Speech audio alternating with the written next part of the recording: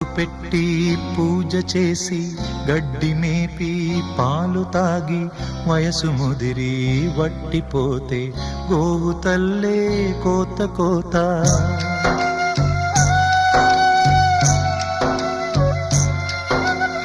బొట్టు పెట్టి పూజ చేసి గడ్డి మేపి పాలు తాగి వయసు ముదిరి వట్టిపోతే గోవు తల్లే కోత కోత. విత్తు నాటి చెట్టు పెంచితే చెట్టు పెరిగి పళ్ళు పంచితే తిన్న తీపి మరిచిపోయి చెట్టు కొట్టి కట్టెలమ్మితే లోకమా ఇది న్యాయమా? లోకమా